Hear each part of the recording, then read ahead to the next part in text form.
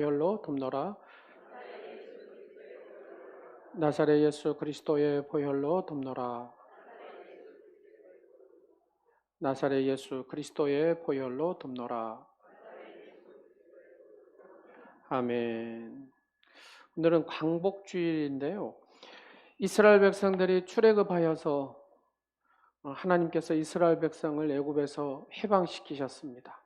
그 영적인 의미는 우리를 죄에서 또 사망에서 구원하여 주신 예수님의 구원의 놀라운 은혜, 우리를 그 은혜를 경험하고 사는 복된 성도인 줄로 믿으시기 바랍니다. 자, 여러분들이 영상을 보셨듯이 보통 과학자들이 예전에 제가 한번 말씀드렸죠. 0.4도가 남았는데, 그래서 탄소 중립, 여름에 우리가 탄소 중립 위해서는 금식도 하고 이런 생활용품도 잘 써야 된다라고 했습니다. 북극에요. 북극에 이렇게 사슴의 종류 술록이라는 동물이 있어요. 75년 전에 그때의 탄저균이 이렇게 해서 그쪽의 술록들이 거의 다 죽었답니다. 근데 이제 갑자기 이제 얼음이 얼기 시작해가지고 그 탄저균이 그대로 이제 급냉돼 버린 거죠. 급냉됐어요. 75년 후에 지금 이제 2000년대에 들어와가지고 이 탄저균이 이렇게 이제 이 온도가 기온이 올라가니까 눈이 녹아내리고 하니까 탄저균이 이렇게 싹 살아나가지고 그 일대의 술록들이 다 죽었답니다. 자, 온도 기후가 이렇게 올라가면 결국은 이제 코로나도 지구에 이제 기후가 이 온도가 올라가니까 나타나는 현상이 하나가 코로나라고 하거든요. 그러니까 이런 일들이 언제요? 2000년 전에 벌써 성경은 다 기록하고 있다 그 말입니다. 그래서 오늘 종말에 대한 얘기를 쭉 이렇게 한번 성경을 통해서 적용해서 우리의 우리는 그러면 이럴 때 신앙생활을 어떻게 해야 되는가를 말씀을 드리려고 합니다. 하이니니 법칙이라는 용어가 있습니다. 이것은 미국의 그 보험사 관리를 감독했던 하이니라는 사람이 주장한 이론인데 1대 29대 300이라는 법칙입니다. 그의 책에 보면은 대형 사고가 일어나기 전에 그와 관련된 작은 사고와 징후들이 나타난다는 겁니다. 반드시 큰 사고가 나기 전에는 이렇게 작은 사고의 징후들이 존재한다는 얘기입니다. 일정 기간에 여러 차례 경고성 전조가 일어나는데 지금 주님 재림의 때에 전조성인 뭐가 나타나요? 징조들이 나타나는 것이 여러분 방금 영상을 본 그런 내용들입니다. 근데 이를 그냥 내버려 두면은 큰 재해가 생겨가지고 결국은 문제가 생긴다는 얘기잖아요. 여러분 산업재해로 중상자가 한 명이 나오면은 그 전에는 그 원인으로 경상자가 29명이 있었다는 얘기고 또 역시 같은 원인으로 부상당할 뻔한 아찔한 순간을 겪은 사람이 그 전에 어째요? 300명이 있었다 그 말입니다. 그래서 1대 29대 300이라는 이 법칙을 얘기하고 있습니다. 전조 증세라는 얘기입니다. 여러분 일본의 도쿄로 가면은 45m 밑에 이렇게 물을 저장해 가지고 홍수가 나오면은 다 물이 들어간다 그러잖아요. 빗물이 저장해서 이제 비가 안 오면 서서히 이렇게 물을 보낸답니다. 지금 서울에 강남이 막 그렇게 물이 차가지고 사람이 죽기도 하고 막 그런 현상이라는 게 지금 그 배수구가 잘 안 됐다는 얘기잖아요. 우리에게 전조라는 것을 보여줬습니다. 우리가 1년 사이에 이렇게 쭉 보면은 국지성 호우 뭐 이런 거 들어보셨잖아요. 근데 국지성 호우가 몇 년 전부터 이렇게 막 왔어요. 근데 지금 어째요? 일기예보를 통해서 예측할 수가 없다고 말입니다. 어마어마한 비들이 많이 옵니다. 한 100mm 옵니다 정도 생각했는데 막 300, 400, 500씩 막 1시간에 막 300mm씩 내려버리니까 감당할 수가 없는. 저 과학자의 얘기가 그러잖아. 1만 년 동안에 쭉 안정기를 가졌는데 그냥 50년 사이에 그것이 깨져가지고 지구가 계속해서 뜨거워지니까 모든 것이 문제가 생겼다는 얘기입니다. 여러분, 범죄도 마찬가지잖아요. 강력 범죄가 발생하면 그 전에 경미한 범죄가 29번, 그 다음에 300번 정도의 뻔한 그런 시도가 이루어졌다는 얘기입니다. 요즘에 극장가에서 이순신 장군 한센대첩이라는 영화가 인기를 상영하고 있는데 임진왜란에 대한 얘기잖아요. 그럼 임진왜란이 일어나기 전에 전조가 있었어요, 없었어요? 다 전조가 있었다 그 말입니다. 한 나라가 침략을 당하거나 멸망하기까지는 분명한 징조가 다 있었어요. 그게 뭐냐? 왕과 귀족들이 정사를 게을리하고 탐과 놀이가 많이 나오고 부패하고 부정하고 뭐 이런 것들이 만연하고 민심이 흉흉하고 도적들이 난무하고, 일본 애들이 자꾸 도적들이 와가지고 남이 아니라 이쪽에 전부 다 그때 그런 일들이 수두룩했다 그 말입니다. 결국 이것을 바로잡지 못하면 한 왕조가 무너지고 나라가 무너지고 멸망을 당하게 합니다. 주님 재림도 마찬가지다 그 말입니다. 주님이 재림주로 다시 오셔서 세상을 심판하시고 통치하실 때도 항상 뭐가 있어요? 징조라는 게 있죠. 우리가 자연을 보면서 되어지는 지구를 보면서 이게 징조라고 생각하시면 됩니다. 과학자들은 2050년을 예측하는데 근데 이 과학자들이 이거 아닌데 하면서 땡겼어요. 2030년으로 50년이 30년으로 땡겨졌더니 지금 이제 10년 후가 되는 거잖아요. 10년 후도 아니죠. 뭐 8년 후나. 남극과 북극이 지금 막 녹고 있으니까 지금 부산에서 하는 게 뭐예요? 해양 도시를 하니 거기에다가 이제 바닷물이 못 오도록 방벽을 쌓니 뭐 이런 거 하잖아요. 베네치아가 하듯이.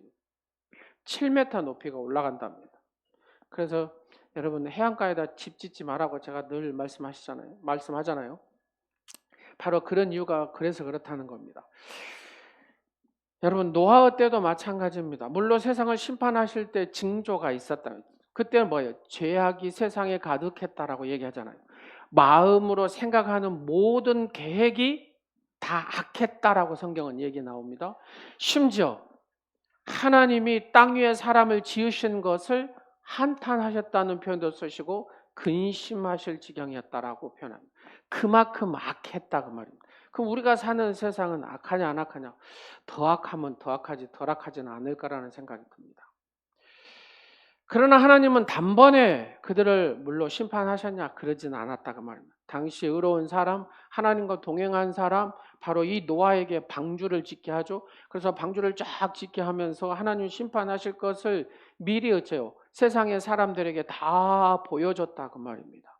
그러나 악이 가득한 사람들은 하나님의 징조를 깨닫지 못하고 결국 순종한 노아의 가족들만 구원을 받게 된 얘기가 노아 방주 얘기입니다. 그러므로 우리는 마지막 때를 살면서 말세의 징조로 이 말세의 징조, 지금 세상이 돌아가는 방금 여러분들 영상들 쭉 보셨듯이 여러분 호주 불이 우리나라 한반도 85%가 타버렸다 그러잖아요. 호주 하면 어째요? 너무 좋대요. 살기도 좋고 자연 환경도 멋있고. 근데 85%의 살림이 다 타버렸다고 합니다. 한번 생각해 보십시오. 그 열기가 얼마나 막 전쟁을 통해서 그 열기가 얼마나 지금 일어나는가. 그러니까 0.4도 남았는데 이걸 어떻게 지킵니까 우리가? 우리는 이 말세의 징조를 영적인 시각으로 볼 수 있어야 된다는 얘기입니다. 믿음의 눈으로 죄 해석을 해야 된다 그 말입니다. 노아 시대의 사람들처럼 분별하지 못하면 불쌍한 종말을 맞게 되겠죠. 따라서 영적인 분별력을 가지고 우리가 이 시대를 바라보고 분별하라 그러잖아요. 모든 현상을 바라봐야 된다는 겁니다. 오늘 본문은 예수님께서 십자가를 지시기 위해서 예루살렘 성에 입성하신 후에 하신 말씀입니다. 예수님은 예루살렘 성을 보시면서 탄식하시고 우셨다라고 얘기하잖아요. 마태복음 23장 37절 말씀에 예루살렘아 예루살렘아 선지자들을 죽이고 내게 파송된 자들을 돌로 치는 자여 암탉이 그 새끼를 날개 아래 모음같이 내가 내 자녀를 모으려 한 일이 몇 번이냐. 그러나 너희가 원하지 아니하였도다. 이게 무슨 말입니까? 예수님은 끝까지 선지자를 너희는 거부했고 예수님을 거부하는 이스라엘 백성을 향하여서 이런 선포를 하시거든요. 마태복음 23장 38절의 말씀에 보라 너희 집이 황폐하여 버려진 바 되리라. 이게 무슨 말이냐? 이스라엘 백성들이 가장 소중하게 여긴 곳이 어디예요? 성전이다. 그러면 성전. 그 성전 중에서 여러분 이 헤롯이 건축가라 그랬잖아요. 헤롯이 여하튼 솔로몬 성전 못지않게 허벅장나게 엄청나게 여하튼 성전을 지어놨다니까요. 근데 그 성전이 하루아침에 다 무너진다는 겁니다. 그것만 무너지는 거예요. 너희의 가정도 무너지고 너희의 민족, 이 나라도 무너진다라고 얘기합니다. 이게 주님 하신 말씀입니다. 여러분, 이스라엘 백성들이 생각할 때 성전 하면은 절대 무너지지 않는 하나님의 임재함 이런 식으로 생각했던 이스라엘 백성들에게는 어째요? 큰 충격이 아니겠습니까? 당시에 예수님의 제자들도 예수님의 이 말씀을 이해하지를 못했습니다. 마침 예수님께서 예루살렘 성 맞은편에 이렇게 보면은 감난산이 있거든요. 그 감난산에 계실 때 제자들이 가서 조용히 묻습니다. 마태복음 24장 오늘 본문 3절 말씀이 어느 때 이런 일이 있겠사오며 또 주의 임하심과 세상 끝에는 무슨 징조가 있으리까? 라고 묻습니다.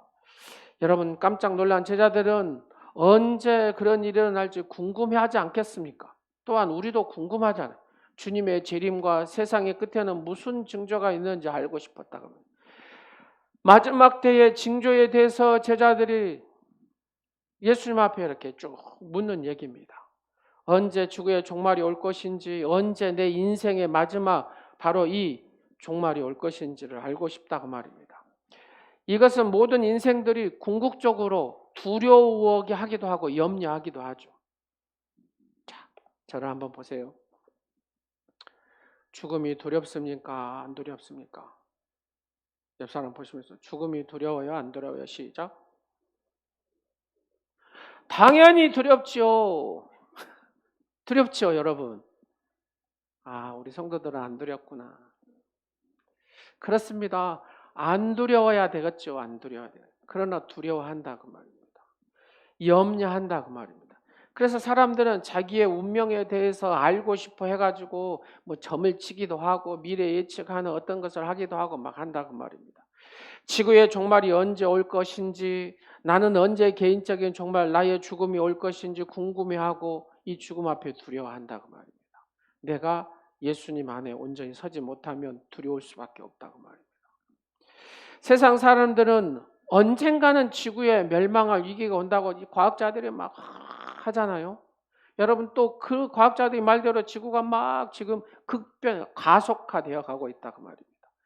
따라서 대환란에 면하기 위해서 어떤 종교적 선행을 하면 이 환란을 벗어날까? 그러면서 종교적 행위를 하는 사람도 많죠. 그때 어떻게 살아남을 수 있을까? 어떻게 살아남을 수 있을까? 아, 핵폭탄 터지면 안 되겠다 해서 막 지하 300m 빵카 만들어가지고 그거 분양하니까 막 천세나게 나가본다고 했잖아요. 그래서 여러분 300m 지하 빵카에서 들어갈 그 분양받을 돈 있으세요? 그런 데를 얼마나 살겠습니까? 어떻게 도피처를 구할 것인가? 이런 거를 질문을 던지고 있다고 말합니다. 그러나 예수님이 말씀하실 때 때와 징조는 단순히 예루살렘의 멸망과 세상의 종말이 아니라는 거예요. 십자가 부활을 통해 하나님 나라를 이 땅에 이루시는 것을 의미한다고 말입니다. 조금 더 확대해서 해석하면 주님께서 재림주로 다시 오셔서 세상을 심판하시고 하나님 나라를 완성하신 때를 의미한다라는 겁니다. 믿습니까? 아직 궁극적인 하나님 나라의 때와 징조에 대해서 이해하지 못하고 있는 제자들을 향해서 주님께서 이렇게 구체적으로 말씀하고 계시는 거예요. 근데 이것을 인간적인 방법으로 이것을 이해시키고 가르치려고 하는 과정 속에서 이단들이 나오고 여러분 사이비들이 나온다. 제가 여러분 영상 두려워 떠라고 이 영상 보여준 게 아니다 그 말입니다. 성경에 이런 내용들이 있으니까 지금 정말로 성경이 되어진 대로 이루어지기 때문에 우리가 어떻게 예수님을 바르게 믿고 살아야 되는가를 그걸 하자는 얘기죠. 겁줘가지고 뭐 여러분은 막 이렇게 해야 됩니다 하는 게 아니다. 이단들은 그렇다. 그러면서 자기의 탐욕과 이기심을 채우기 위한 수단으로 이런 것들을 이용하는 많은 이단들과 사이비들이 많죠. 그러면 예수님이 말씀하시는 말세의 징조가 뭐냐? 자, 여러분 금방 영상에 10분을 걸쳐서 싹 봤으니까 제가 간단히 할게요. 여러분 진리를 미혹하는 자들이 많이 나옵니다. 그러니까 자기가 예수라는 사람이 우리나라에 몇 명이 많다고요? 한 100여 명이 넘게 있어요. 내가 예수고 성령이고 하는 사람들. 자, 그게 어디에 있다고요? 성경에. 마태복음 24장 오늘 본문의 4절과 5절을 보겠습니다. 시작. 예수께서 대답하여 이르시되 너희가 사람의 미혹을 받지 않도록 주의하라. 그 다음에 많은 사람이 내 이름으로 와서 이르되 나는 그리스도라 하여 많은 사람을 미혹하리라. 내가 그리스도다라고 여러분 주변에도 많이 있잖아요. 그러잖아요. 내가 그리스도라고 한 사람들. 바로 성경은 벌써 얘기하고 있다 그 말입니다. 우리를 미혹하는 실체. 근데 자기가 그리스도라고 하는 이 사람들은 결국 뒤에는 누가 있어요? 사탄과 마귀가 있다 그 말입니다. 사탄과 마귀가. 아담과 하와를 미혹하여 죄에 빠지게 하는 세력이 누구예요? 사탄의 세력이잖아요. 지금도 우는 사자같이 이렇게 예수 믿는 사람들을 어떻게 하든지 예수 잘 못 믿게, 하나님 잘 못 믿도록 유혹해가지고 넘어지게 하는 그런 사탄의 역사가 있다는. 근데 또 어떻게 그들을 유혹하냐? 육신의 정욕과 안목의 정욕과 이생의 자랑, 육신의 정욕을 통해서 이 안목의 정욕, 우와 이런 거 있잖아요. 막 자랑치는 거 이런 거 있잖아요. 이런 것을 마음에 바람을 푹푹 집어넣어가지고 사탄이 마음에 푹푹 한번 하십니다. 내가 이 정도는 된다고. 시작. 한번 해보세요. 내가 이 정도는 됩니다. 시작. 이거에 착각하면 문제가 생긴다 그 말입니다. 이게 사탄의 역사예요. 내가 이 정도는 된다고 이게 사탄이 그 바람에 푹푹 집어넣어주니까 문제가 생깁니다. 누구한테요? 성도들한테. 여기에 빠지면 나오기가 힘들죠. 여러분 또한 광명한 천사로 가정해가지고 자기가 의로운 척하면서 그리스도의 행세를 하는 자가 있습니다. 실제로는 예수 그리스도의 대적 적 그리스도죠. 마지막 때가 가까울수록 사탄의 세력이 극성을 부리죠.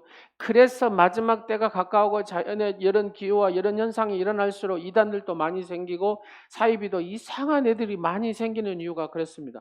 그러면서 자기가 메시아니 뭐 예수니 어쩌니 막 하는 사람이 많은 생긴 이유가 다 그런 이유죠. 문제는 이들의 속임수에 많은 사람들이 빠져버린다는 겁니다. 여러분 얼마 전에 정명석 해가지고 또 해가지고 그런 사건 나왔잖아요. 홍콩에서 대학을 열심히 다니고 공부도 열심히 잘하고 했는데 거기에 빠져본 거예요. 그래가지고 너는 홍콩에 있을 애가 아니야. 너는 여기 와야 돼. 뭐 JMS 뭐 본부 뭐 있잖아요. 거기가. 그리고 있다 보니까 몇 년 있다 보니까 어째요? 이게 거짓말이에요. 이게 성폭행하고 뭐 이런 것들이 막 일어난 게 자기가 느낀 게 이게 잘못 그래서 기자회견하고 하는 거 나오잖아요. 그래서 그때 막 엉엉 울어요. 울어. 그때 울어서 뭔 소용이 있습니까? 이렇게 속임수에 수많은 사람들이 빠져들고 있다는 겁니다. 그러므로 우리는 경각심을 가지고 말씀 실력, 기도 실력을 가지고 바르게 신앙생활 해야 될 줄로 믿습니다. 말씀 실력이 없으면 금방 넘어집니다. 기도 실력 없으면 금방 넘어집니다. 나는 안 아닙니다. 목사도 넘어져요. 여러분 말씀 실력, 기도 실력의 주인공들이 되시기를 간절히 축원합니다. 말세에 사는 성도는 말씀 실력, 기도 실력이 있어야 돼요. 두 번째로 막 분쟁과 싸움이 일어난다고 하잖아요. 마지막 징조는 여러분 보세요. 전쟁이 우크라이나, 러시아, 중국, 대만이 막 붙으려고 그러죠. 팔레스타인, 하마스 세력과 이스라엘 뭐 싸움. 지금 막 전쟁이 금방 터질 것 같아요. 이라고 그러잖아요. 결국 여러분 무기 만든 게 뭐예요? 사람 죽이는 거잖아요. 그거. 우리나라는 지금 가운데 껴서 어쩔 수 없으니까 해야 된다는 겁니다. 그렇지 않으면은 이 강대국 열강에 살아남을 수가 없어요. 그래서 온 힘을 쏟은 거 전투기도 만들어버리고 막 로켓도 만들어버리고 막 살아남기 위해서 한다는 겁니다. 저기는 어째요? 점령하기 위해서 만들고 극초 뭐 이런 것도 만들고 막 하잖아요. 서로 로켓으로 못 잡는 것을 왜 그렇습니까? 분쟁과 싸움이 일어난다는 말씀대로 되는 겁니다. 그래서 서로 테러하고 전쟁 일으키고. 여러분 자연재해 아까 다 보셨으니까 뭐 크게 얘기 않겠습니다. 우리나라 보세요. 폭우도 막 그 반대는 또 너무 가물어가지고 말라서 다 죽어가고 있고 한쪽은 너무 비가 많이 와서 이것도 보십시오. 누가복음 21장 11절 말씀에 뭐라 그래요? 곳곳에 큰 지진과 기근과 전염병이 있겠고 또 무서운 일과 하늘로부터 큰 징절. 뭐 이 말씀을 딱 보면 우리는 지금 벌써 마스크 쓰고 있잖아요. 그러니까 옛날 얘기가 아니다 그 말입니다. 지금 우리가 겪고 있는 얘기다 그 말이에요. 신종플루는 벌써 지나갔습니다. 또 다른 바이러스가 온다는 겁니다. 코로나 다음에 뭐가 또 온다고 그 최재천 교수님 얘기하더라고요. 앞으로는 이게 기후가 올라가면 올라갈수록 다 어째 바다 아까 보셨죠? 산호 다 죽어버린 거. 바다뿐만 아니라 육지도 마찬가지고 우리가 산에서 지금 마스크 쓰고 숨쉬기도 힘들잖아요. 이건 아무것도 아니라는 얘기입니다. 정작 마스크 쓰고 뭘 산소호흡기 들고 다닐 때가 올 수도 있다 그 말입니다. 세계보건기구 WHO는 어떻게 대처를 못한답니다. 왜요? 너무 속도가 빠르기 때문에 어떻게 할 수가 없어요. 여러분 이러다 보니까 인간관계가 다 깨져버려요. 오늘 말씀에 사랑이 식어진다 그러잖아요. 이 시대의 고통은 인간관계 파괴로 인하여서 정신적 고통이 더 심하다 그 말입니다. 어르신들은 예전에 어쩝니까? 다 네 것 내 것 없이 그렇게 막 살았잖아요. 마을에 보면. 제가 어렸을 때 생각하면 옆집에 가가지고 고구마도 그냥 먹었어요. 갔다가. 네. 잘 먹었다. 잘 먹었다. 밥 보면은 솥단지 항상 밥이 있었어요. 여러분 아시죠? 그러면 그 밥에다 기초국에다 이렇게 말아서 먹고. 예, 그랬다 그 말입니다. 그러니까 누가 뭐라고 하네요. 다 먹었다 그래요. 잘 먹었다 그러죠. 또 뭐 하면 갖다 주기도 하고. 근데 지금은 제가 봐도 도둑놈 돼버리죠. 인간관계의 파괴로 인해서 전부 다 외톨이가 됐습니다. 정신적 고통은 이루 말할 수가 없습니다. 부부간의 이혼의 문제도 고통이 크죠. 이웃 간의 불신의 고통도 크죠. 심지어 여러분 아파트 뒤에서 뛴다고 가서 죽여버리잖아요. 층간소음. 무사해서 살겠습니까? 제가 층간 고통을 경험을 해봐서 알아요. 위에 아이들이 두 놈이 있었는데 이놈들이 막 쾅쾅쾅쾅. 근데 애들을 어떻게 잡아요? 엄마가 막 잡고 다니겠습니까? 쉽지도 않죠. 그냥 벌써 애들이 이렇게 커버렸더라고요. 남자아이는 저보다 더 커요. 중학교 3학년인가 되는데. 사랑하는 여러분, 조금씩 배려하고 사랑하면 될 텐데 하는데 그게 안 된다는 겁니다. 사랑이 식어버렸어. 사랑이 식으면 자기 중심으로 다 바뀌어버리니까 남을 배려하지 않습니다. 오직 자기만 사랑하고 물질을 사랑하고 쾌락을 사랑하게 되는 것이죠. 정말 사랑해야 할 사람은 사랑하지 못합니다. 신기하죠? 엉뚱한 것을 사랑하고 막 착각하고 그렇게 삽니다. 옆 사람 한번 봐보세요. 진정으로 사랑하는 사람이 누구예요? 내 이웃이잖아요. 내 이웃이 누구예요? 내 남편이고 내 아내잖아요. 근데 사랑해요? 안 사랑해요? 백년 왼수로 생각한다고 말이에요. 80세 할머니가 그러잖아요. 그거 있잖아 우리 관계 왼수 딱 하잖아요. 예수님이 말씀하신 마지막 때의 징조들이 이렇게 지금 우리 주변에서 지구촌 곳곳에서 벌어지고 있고 이런 상황 속에서 예수님을 믿든지 안 믿든지 간에 사람들이 자주 하는 말이 있어요. 말세라고. 더 하는 말이 있어요. 진짜 말세라고. 더 하는 말세 중에 말세라고. 그 이유는 과거에는 상상할 수 없는 일들이 지금 우리 안에 일어나고 있다고. 여러분의 생각과 여러분의 자녀의 생각이 같아요, 달라요? 차원이 다릅니다. 차원이 달라. 예. 말하는 것도 다르고 이해를 못한다 그래요. 내가 이해를 못합니까? 여러분이 이해를 못합니까? 지기들이 못하면서? 그러잖아요. 근데 이해를 못한다 그래요. 여러분 어처구니 없으니까 말하기 싫은 게 말 안 하죠. 성경이 말하는 말세는 예수님의 초림, 그러니까 탄생부터 시작해가지고 예수님의 재림 기간까지를 성경에서는 말세라는 용어를 씁니다. 그러니까 많은 사람들이 말세하면은 세상의 그 끝 뭐 이렇게만 얘기하잖아요.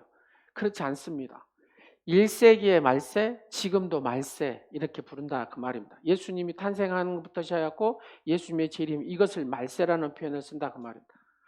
예수님의 재림하심으로 세계 인류 역사가 마지막을 고하게 되는데 잘 들어보세요.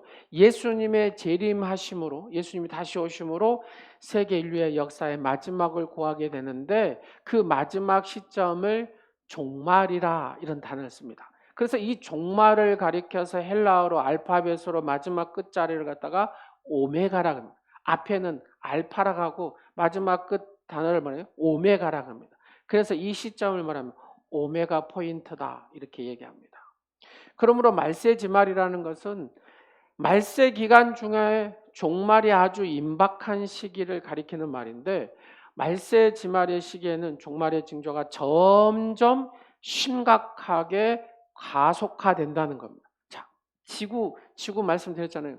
1만 년 과학자 얘기하잖아요. 1만 년 동안 이렇게 쭉 이렇게 그냥 평탄하게 왔는데 갑자기 인류세가 되는 순간에 어떻게 된답니까? 50년 만에 지금 지구가 확 뜨거워졌다는 겁니다. 왜요? 막 전쟁하면서 또 막 산업이 발달하면서 우리가 쓰는 뭐 자동차부터 시작해갖고 모든 것이 다 그런 거잖아요. 자, 그러면 우리는 이런 종말의 징조가 점점 심각해지고 가속도한 시대에 어떤 태도를 살아야 되냐? 종말에 대한 인식 두 가지입니다. 하나는 긴박한 종말론 신앙을 가져야 됩니다. 그러잖아요. 아, 이제야말로 말세지말이구나. 주님이 재림하실 때가 가까웠구나. 이런 긴박함, 내일 주님 오실 수도 모르겠구나. 그런 마음의 신앙, 이 종말론적 신앙을 가지고 살아야 될 줄로 믿습니다. 그게 바른 신앙이다. 여러분, 내일 주님 오신데 제지로 오늘 가겠습니까? 아니다 그 말입니다. 그러잖아요. 내일 주님 오신다는 그런 마음을 가진데 내가 제지 껐냐고요 오늘. 더 정신 바짝 차리고 하나님과 더 깊은 영적인 교제를 하려고 애쓰지 않겠습니까? 할렐루야. 그런 시대에 살아야 돼. 근다해서 막 요즘에 뭐 세대주의니 뭐 이런 거 나오잖아요. 뭐냐면 문자 그대로 해석해서도 안 되고 역사적으로 딱 그래서 이렇게 끝날 것이다. 이렇게 해도 안 된다 그 말입니다. 말씀드리고 싶은 것은 어떤 문자적으로나 그런 걸 가지고 막 두려움을 주거나 그런 게 아닙니다. 지금 내 삶의 현장에서 주님과 깊이 대화하고 주님과 깊이 살려고 애쓰고 힘쓰는 자, 그것이 가장 바른 신앙의 주인공인 줄로 믿으시기 바랍니다. 지금 그렇게 살고 계시죠? 아멘이 시원찮아요. 긴박한 종말의식을 가지고 자기 이기심보다는 중요한 것은 내 안에 주님 재림에 대한 생각을 딱 가지고 아, 주님이 내일 오셔도 나는 주님 앞에 걱정 없이 가는 그런 영적으로 깨어있는 우리 오늘의 지체들이 되시기를 간절히 축원합니다. 자, 두 번째로는 뭐냐면은 종말을 무시하는 태도들이 있어요. 예수님이 말씀하신 마지막 때의 징조는 예수님 당시만이 아니라고 말씀드렸습니다. 주님이 재림주로 오실 때까지를 이 종말의 때라고 말씀을 드렸습니다. 그러면 실제로 과거 2000년 역사를 쭉 보면 무수한 뭐 종말의 징조에 대해서 쭉 했어요. 근데 지금도 똑같이 앞으로도 얘기할 거라는 겁니다. 사람들은 말세의 징조에 대해서 보이는데 아, 이제 곧 예수님이 재림하시고 종말이 닥칠 것이라는 그런 생각을 가지고 있었는데 그게 안 됐다. 번번이 안 됐다 그 말입니다. 그러니까 이제 무슨 생각을 갖게 되냐면 아, 이제 재림이 없을 거야. 주님 재림이 없을 거야. 종말이 없을 거야 하는 그런 이 종말을 무시하는 태도가 우리의 마음속에 지금 자리 잡고 있다는 겁니다. 여러분 그러죠? 여러분 안 그래요? 여러분 긴박한 종말의 신앙을 갖고 사십니까? 이것도 아니고 저것도 아니면 뭡니까? 여러분 긴박한 종말의 의식을 가지고 그런 깨어있는 신앙생활을 열심히 하고 계십니까? 아니면 그냥 무시하고 종말의 신앙을 무시하고 그렇게 사십니까? 주님의 재림의 시간은 우리의 시간과 다르다는 겁니다. 사도 베드로가 얘기하죠. 1000년이 하루 같고 하루가 1000년 같다고. 우리가 볼 때는 이미 약속의 시간 2000년이 지났습니다. 그러나 주님의 시간과 공간을 초월하신 주님의 시간으로 보면은 2000년은 딱 며칠이에요? 이틀이잖아요. 이틀. 영원하신 하나님의 계획 속에 우리는 살고 있습니다. 그러면 왜 주님은 재림에 대해서 쭉 하시는데 지연을 하는 이유가 뭘까? 지연을 하는 이유가 딱 한 가지입니다. 한 영혼이라도 구원받기를 원하시는 주님의 마음입니다. 한 영혼이라도 구원받기를 원하는 주님의 기다리십니다. 한 영혼이라도 구원받기를 원하시는 주님의 사랑입니다. 우리는 성경에 지혜로운 다섯 처녀하고 미련한 다섯 처녀 얘기를 통해서 잘 알 수 있습니다. 여러분, 지혜로운 다섯 처녀는 어째요? 주님 맞을 준비, 기름까지 다 준비하고 주님이 언제 오셔도 아멘 어서 오시옵소서 이렇게 되잖아요. 근데 미련한 다섯 처녀 그때 막 불을 켜려고 하니 기름도 없고 아무것도 없습니다. 이 신랑의 잔치에 들어갈 수 없는 자가 되더라는 얘기입니다. 우리는 그래서 성도는 종말론 신앙을 가지고 늘 깨어서 살아야 될 줄로 믿습니다. 이것을 음악적인 용어로 한번 생각해 보게요. 크레센도의 시기라고 하면 크레센도. 여러분, 크레센도라는 건 뭐예요? 시간이 흐를수록 이명수 전 시간이 흐를수록 말세의 충돌했죠. 더 강력하게 되는 게 크레센도잖아요. 음악 용어로. 지금 속도가 너무 빠르다 그러면 너무 빨라. 보셨잖아요, 영상. 너무 빠르게 지나간다는 겁니다. 그러면 주님의 때도 어째요? 그만큼 가까웠다. 재림의 때가 가까웠다라는 얘기입니다. 그럼 우리는 어떻게 살아야 되느냐? 어떤 태도로 살아야 되느냐 이겁니다. 자, 저를 한번 보세요. 이 얘기를 여러분이 듣고 아멘이 커야 되지 적으면 안 돼요. 보면요, 이거 이제 벌써 징조를 좀 미리 이야기하는 겁니다. 구원의 확신을 갖고 계십니까? 요쪽만 있나 봐. 요쪽도 해보세요. 구원의 확신을 가지고 계십니까? 예, 구원의 확신을 가지고 있는 사람은 하나님 나라를 보고 하나님을 바라보는 사람입니다. 간단하게 표현하면 그래요. 눈에 보이는 것이 전부가 아니다 그 말입니다. 땅에 깨서 매여서 살면 안 된다 그 말입니다. 언젠가 오늘 개인의 종말이 오는 순간, 나의 죽음이 오는 순간 모든 것을 다 두고 가잖아요. 저는 영락공원을 너무 많이 가서 잘 압니다. 뭘 들고 가는 분이 한 분도 없더라고요. 다 놓고 가시더라고요. 그냥 홀로 그냥 가요. 홀로.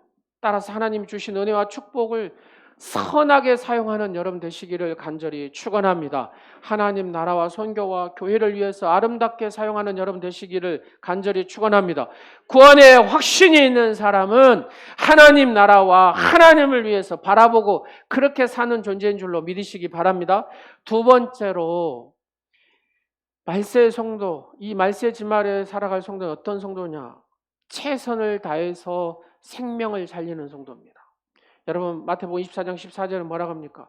이 천국 복음이 모든 민족에 증언되기 위하여 온 세상에 전파되리니 그제야 끝이 오리라. 이 복음이 전파돼야 주님이 오신다는 소리잖아요. 천국 복음이 모든 민족에, 여러분 천국 복음이 지금 어째요? 모든 민족에 다 거의 전파됐다라고 저는 봅니다. 왜요? 에스키모한테도 선교사가 가고 저기 고산대 몇천 미터 위에 높이 사는 사람한테도 누가 들어왔어요? 선교 훈련을 시켜서 그 사람들을 보내가지고 예수 복음을 전하게 하고, 북한에도 어째요? 예수 믿는 사람이 얼마나 많습니까? 지금은 어느 오지 박철원 선교사님 봤잖아요. 그 옷 벗고 다니는 그 원주민 속에서도 다 복음이 들어가잖아요.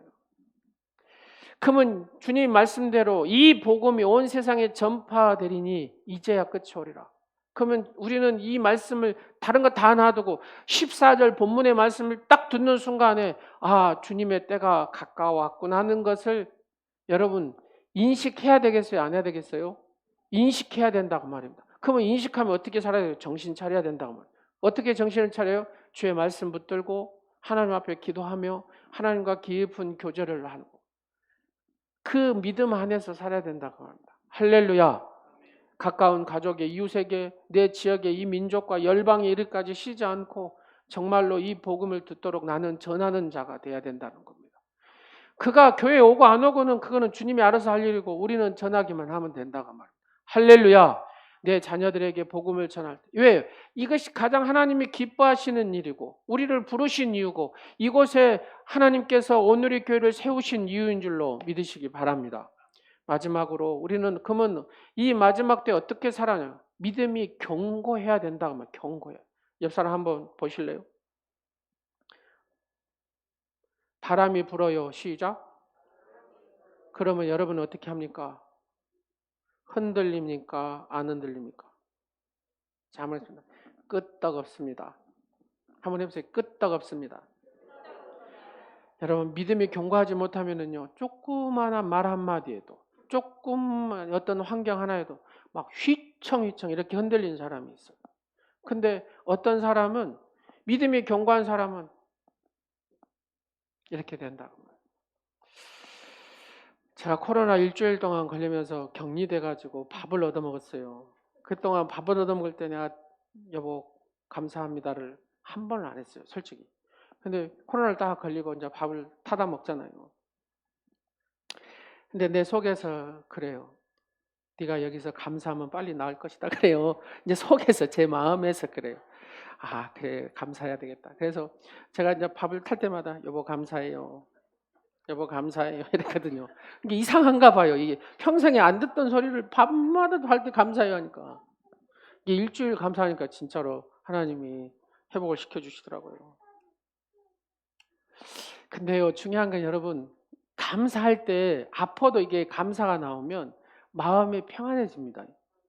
근데 뭐 이렇게 하잖아요. 밤마다 없어지고요. 이게 문제가 생겨요. 진짜로. 한번 해보십시오. 옆 사람 보면서 감사합니다. 감사합니다. 당신이 있어서 감사합니다. 여러분 누가복음 18장 8절 말씀에 한번 봐보세요. 뭐라 한가? 내가 너희에게 이르노니 속히 그 원한을 풀어주시리라.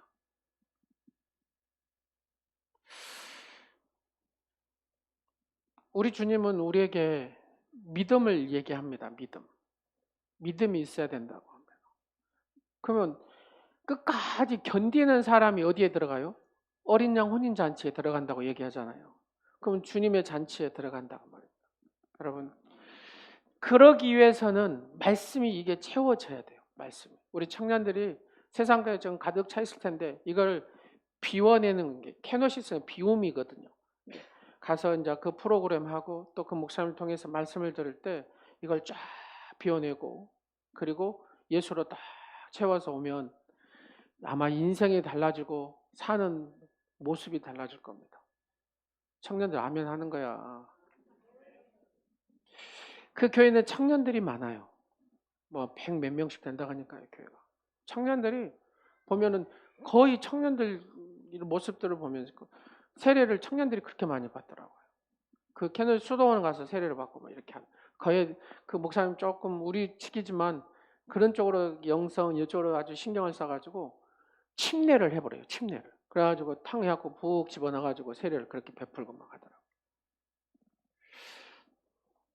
굉장히 바쁘신데 여하튼 해주신다고 해서 감사해서 오늘 우리 청년들 가는데 여러분 청년들 위해서 기도해 주십시오. 여러분이 편안히 잘 사시려면 청년들이 얘들이 건강해야 되지 않겠습니까? 그러잖아요. 영적으로 이렇게 딱 차 있으면 견고합니다. 견고. 지금은 우리 청년들이 살기가 정말로 힘든 시대잖아요. 얼마나 유혹한 것들이 많고 이 강한 바람들이 얼마나 많습니까? 근데 예수 안에 얘들이 견고하게 서 있지 않으면 이 사탄이 다 낚아채 가버립니다. 여러분 우리 청년들을 위해서 꼭 기도해 주시기 바랍니다. 예, 1시간을 하더라도 예수님을 하여튼 만나고 뒤집어지는 역사가 있도록 꼭 기도해 주시기 바랍니다. 요한 웨슬레, 감리교 창시자 요한 웨슬레에게 젊은 사람들이 찾아와서 묻습니다. 목사님, 내일 밤 12시 정각에 주님이 재림하시면 앞으로 12시가 남았는데 뭘 하시겠습니까? 이게 궁금했나 봐요. 목사님한테. 그래서 목사님은 그랬대요.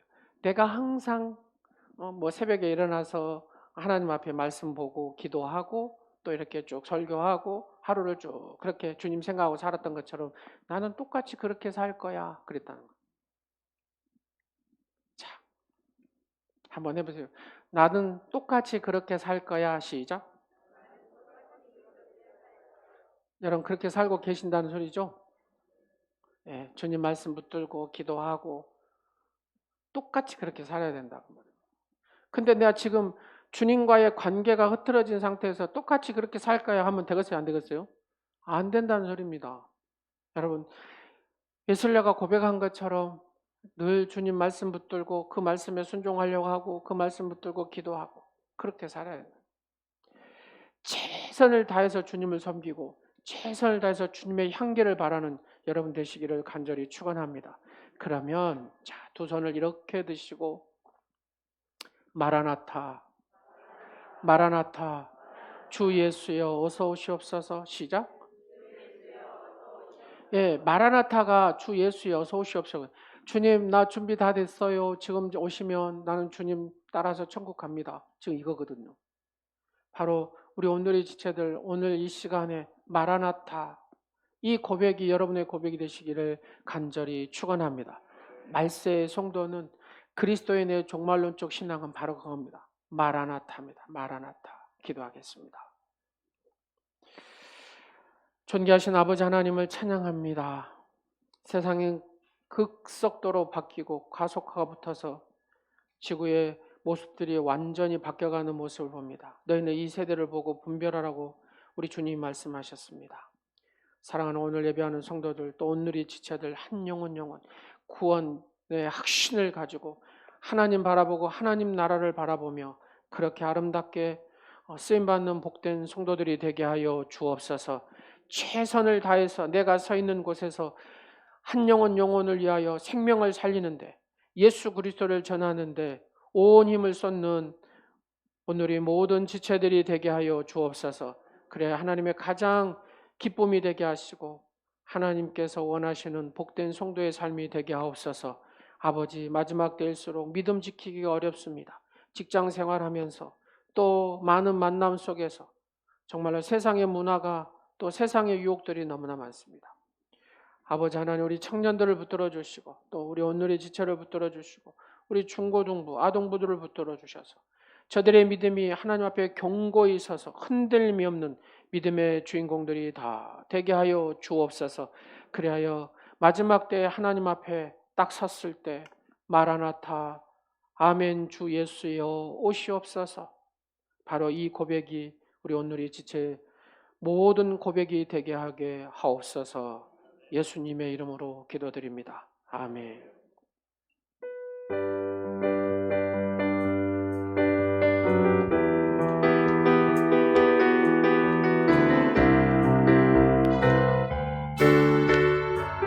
마지막 날에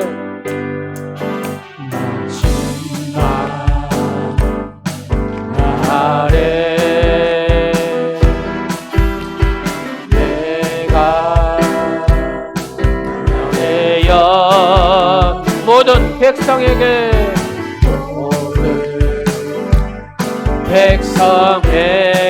부어주리라.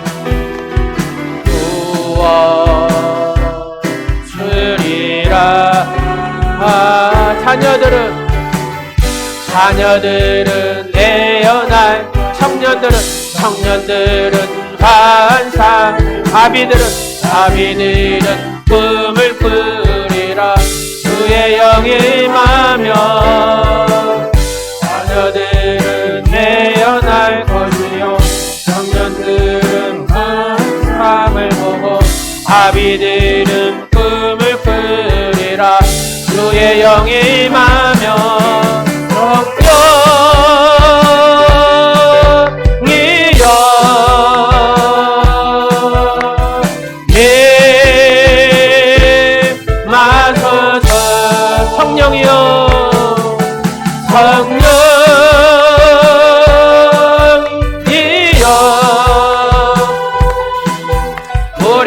우리 다 같이 박수 치면서 한번 더 부르겠습니다. 마지막 날에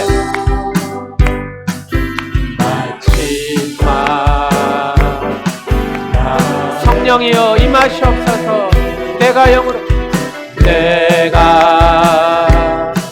나의 영으로 모든 백성에 부어주리라.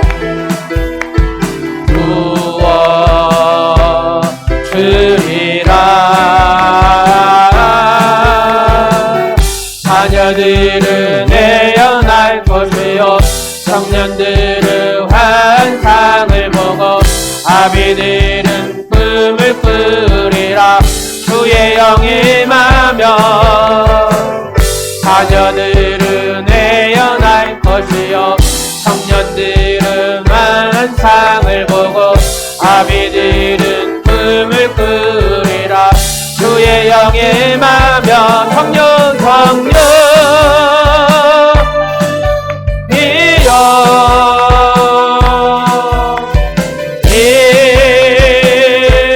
임하소서. 성령이여 성령이여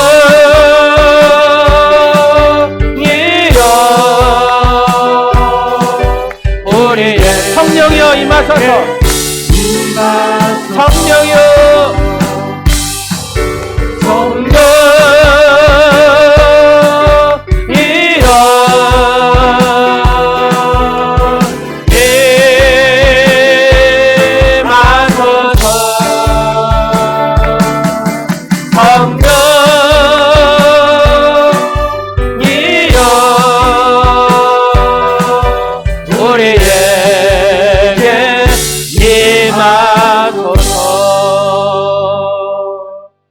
정성으로 드리는 손길들을 형통하게 하여 복의 근원이 되게 하신 하나님 아버지, 죄 많은 저희가 행하는 일들이 날마다 풍성한 열매를 맺게 하심을 감사드립니다. 그 은혜와 사랑을 기억하면서 오늘도 예물을 드리오니 흠양하여 주시옵소서. 줄이고 목마른 자를 생각하여 낭비하지 않고 금검 전략하며 나누는 배려하는 믿음의 주인공들이 되게 하옵소서. 성실에 일하여 자녀들을 양육하신 은혜를 감사하여 작은 예물을 하나님 앞에 드립니다. 또 이 시간 각자의 형편과 따라 각종의 귀한 예물을 하나님 앞에 드립니다. 믿음으로 간건으로 또한 평안의 삶으로 축복하여 주시옵소서. 11조로 감사의물로 여러 가지 명목으로 드리는 아름다운 손길들이 있습니다. 또 물질과 함께 드리는 귀한 문제들도 있습니다. 아버지 소원들도 있습니다. 응답하여 주시고 그 기도 제목마다 하나님 이루어 주시옵소서. 주님의 몸된 강단 위에 또 예쁜 꽃을 아버지 앞에 드리는 귀한 딸들이 있습니다.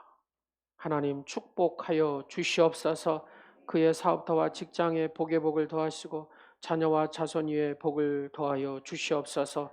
수고하고 무거운 짐진 자들아 다 내게로 말씀하셨사오니 하나님 앞에 온전히 나의 무거운 짐들을 내려놓고 하나님 주시는 행복을 누리는 복된 성도들이 되게 하옵소서. 모든 문제가 해결되는 감동을 주시고 하나님의 경영하신 일마다 차고 넘치는 수확이 창고에 넘치게 쌓이게 하옵소서. 드리지 못하는 안타까운 심령에도 하늘의 복을 더하여 주시고 늘 감사함으로 살아가는 기쁨의 충만함을 더하여 주시옵소서. 물질이 사용되는 곳마다 오직 주님의 영광만이 나타나게 하시고 한 생명을 구원하는 데 온전히 쓰임받게 하옵소서.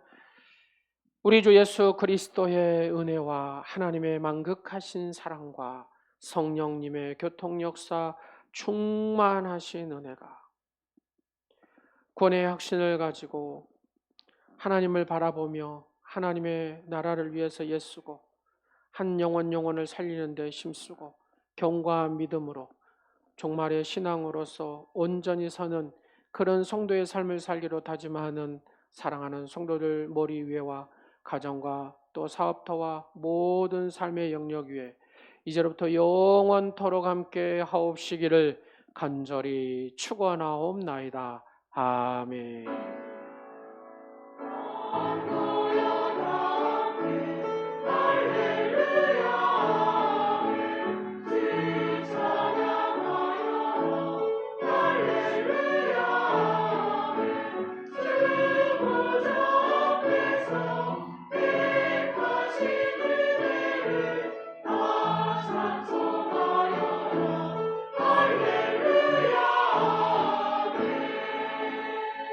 하나님께 영광의 박수 드리겠습니다.